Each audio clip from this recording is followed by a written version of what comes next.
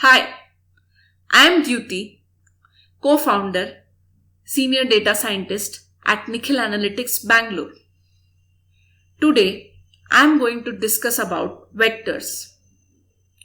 Let's learn how to create vectors, how to name your elements of your vectors, how to access elements of your vectors, and how to apply functions and arithmetic operations on your vector. Vector is a one-dimensional object or an array which is used to store same type of values. It is also considered as one of the data structures and building block in R. So let's learn how to create a vector. There are different ways to do so. One of the way is to use C function. Now let's say I have to create a vector with the name sales. Now in the sales vector, let's say I have to store values such as 10,000, 15,000, 30,000, 25,000 and 50,000. So these values can be listed in C function and can be assigned to my vector sales. So let's create this vector. So you can see that the values of sales vectors are displayed below. Now for example, I wanted to find out data type of this object sales. To do so, I can use class function. So it tells that the data type of my vector is numeric. Now let's say if I want to confirm whether this object is a vector or not. So to get this detail, I can use is.vector function on sales object.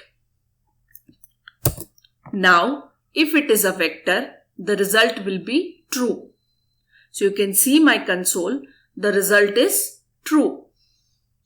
Now let's create another vector with the name region.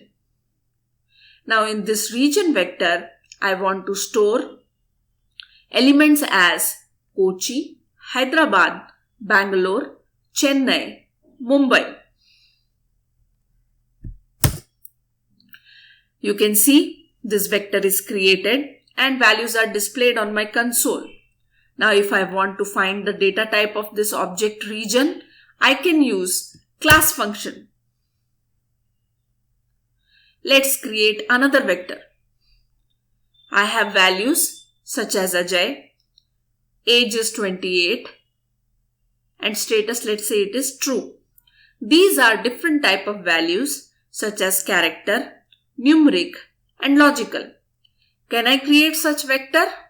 Let's find out. Yes, you can create vectors. Here, what has happened is, to hold the definition true for your vector, your R has converted data type of all the elements to the compatible one. In this case, it is character, as your vector can store values of same type. So you can see if I use the class function on the object imp_info, the data type is character. Let's find out whether it is a vector or not. I am using is.vector function on imp_info object. So you can see that yes, it is a vector as the result is true. Now, for example, you have to create another vector with the name x1, value to be stored as 1 to 20. Now these values are in sequence of equal interval. Such values can be generated by using start value, colon and end value. So you can see 1 colon 20. Now let's see what is stored in x1 vector. You can see that values are in between 1 to 20. with the equal interval of 1. Now what if I want to create a vector x2 where x2 holds even numbers between 1 to 20? Then in that case, what needs to be done? I cannot use start value colon end value in this case. So in this case, I can use sequence function. So let's see how to use sequence function. So you have function name with seq followed by bracket, and then first argument is start, comma, end, comma, interval. Interval by default is taken as 1, but you can take any interval as an integer. So let's say I want to generate even numbers. So my start value will be 2, end value will be 20, and interval would be 2. So you can see in my console, values are generated starting from 2 and interval is 2. So 2 plus 2 is 4, 4 plus 2 is 6, so on and so forth till 20. Now let's say another vector I want to create as x3 where x3 holds odd numbers between 1 to 20. Now to do so, what we can do? So I can use sequence function. Start value will be 1, end value will be 20, and interval will be 2. So you can see the result. Now let's learn how to give names to your elements of your vector. Now this also can be done in different ways. So let's see how to do this. So for example, I want to create the vector. While creating the vector, I want to give the names to my elements of your vector. So in that case, syntax will be within the C function, name equal to element, followed by comma, and list continues. So let's say I have this value AE2011 equal to LGTV. So here AE2011 is my name and LGTV is the element. Similarly, the rest continues. So let's create prod info vector.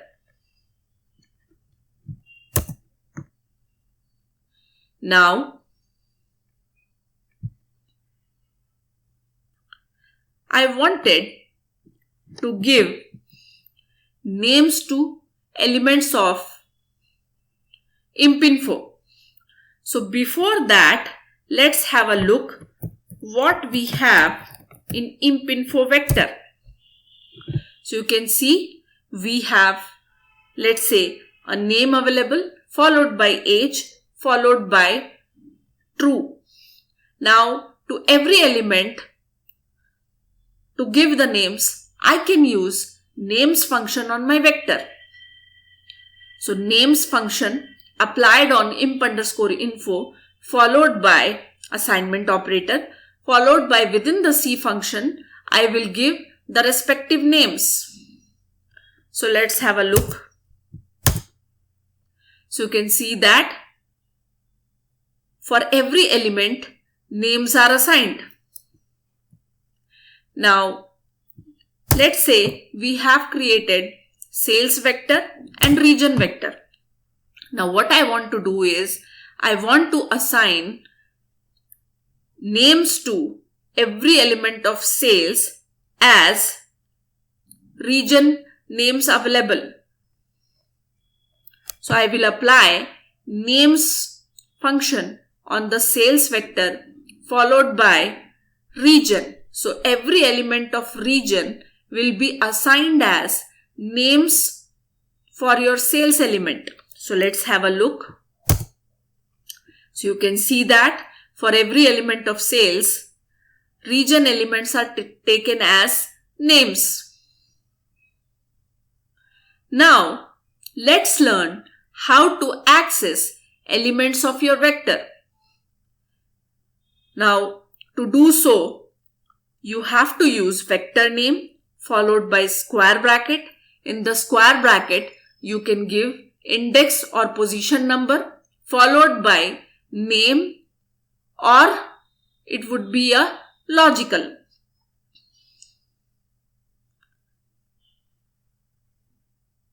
So to access the elements of your vector,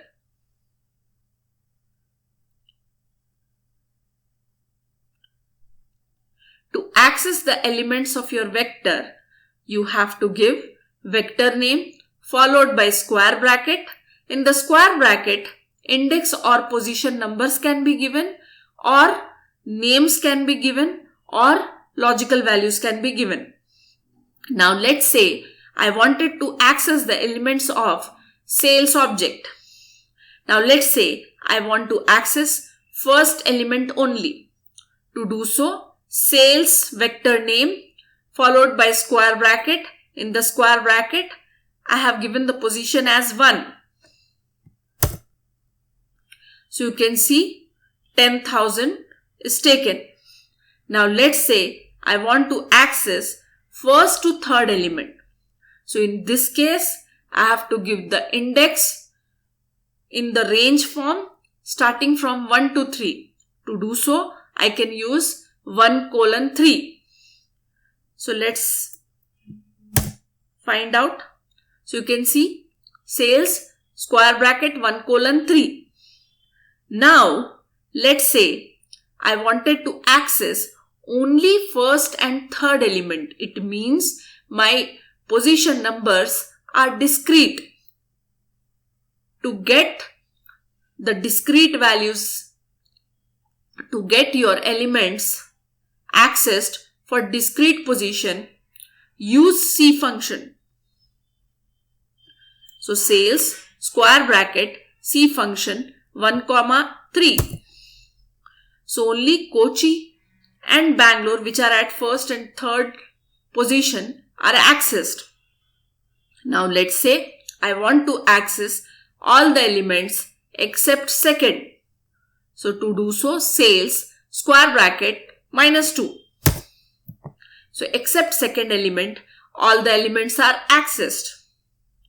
Now for example, I want to access all the elements except second and fourth element. Now I can use within the C function 2,4, and outside that I can use minus to exclude these positions. Now by using the names also, elements can be accessed. So to do so, within the square bracket, we have to give names. Now for example, I want to access only the Bangalore element. So to do so, sales square bracket Bangalore. Now what if I want to access the elements for Bangalore and Mumbai? So to do so, sales square bracket C function Bangalore, Mumbai. Similarly, what if I want to access first and third element? Using the logicals. To do so, the positions for which the values or elements have to be accessed, I can write true, and for the positions I don't want to access the elements, I can write false. So either T for true or false for F can be mentioned. So for first and third element, so at first and third position, true or T is mentioned. For the rest, F is mentioned. So you can see only first and third elements are accessed. Now this is how you can access the elements of your vector. Now let's say I wanted to perform arithmetic operations on my vector. So when you do so, on every element, the arithmetic operations would be performed. For example, I am adding sales plus 100. So it means to every element, 100 is added. But please note that your existing vector is still as it is, because I have not stored the arithmetic operation result into a vector. So to do so, you have to write your arithmetic operations and you have to assign it to your vector.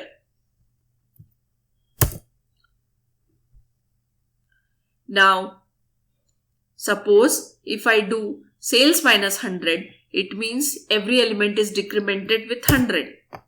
If I do sales into 100, it means every element is multiplied with 100.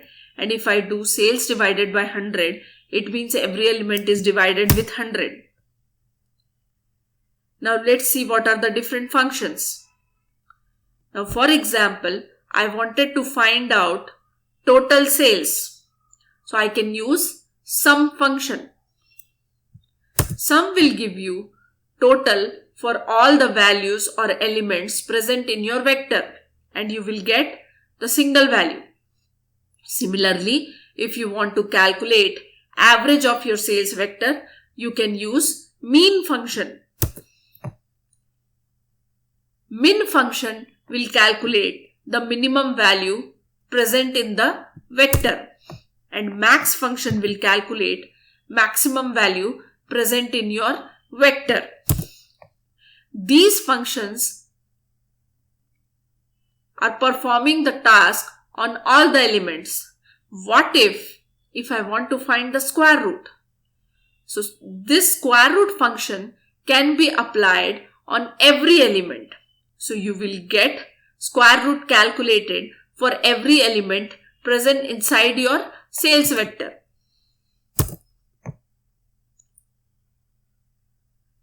Now let's move to do certain assignments. Let's say I wanted to create a vector age. This age vector has the values 21, NA, 23, 27 and 29. Now here you can see that NA stands for missing value. So in R, missing value is indicated by NA. So let's create this age vector. Now what if I want to find out the total age? So as discussed, we have function called sum which can be applied on age. But let's see whether we get the result or not.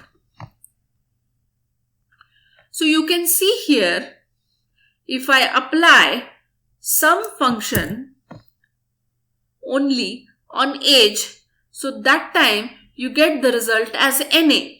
Why? Because these functions cannot perform operations on missing value. In that case, we can apply sum function on the age followed by, I have to take an argument na.rm equal to t. Now what does that mean? It means I want to remove or ignore missing value while performing my task. So let's have a look. So you can see that now the result of total age is calculated as 100. Now next is to generate bar plot on age vector. So you can use the bar plot function on your vector.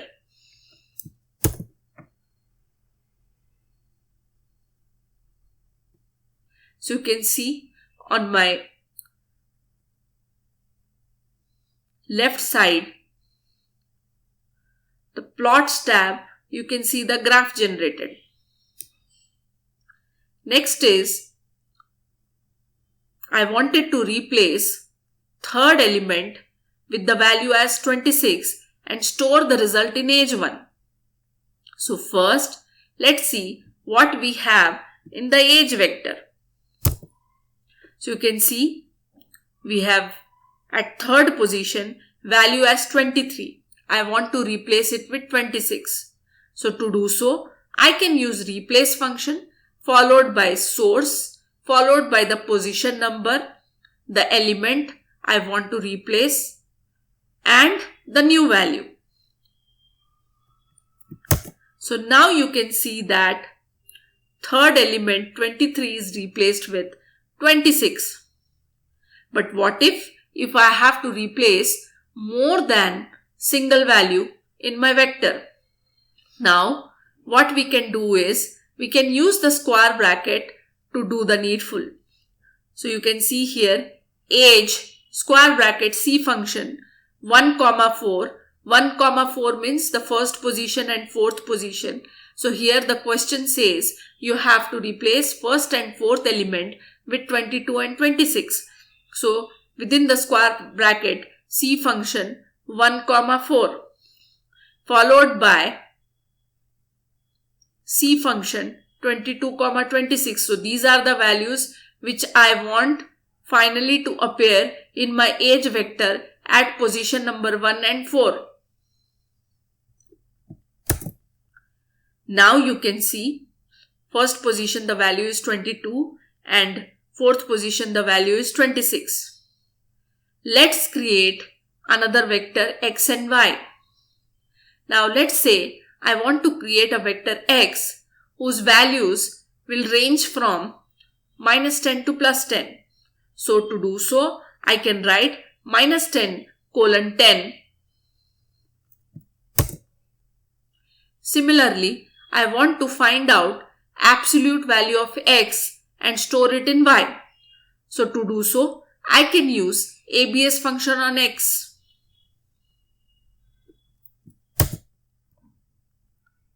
Now, I want to use plot function to generate scatter plot using x and y.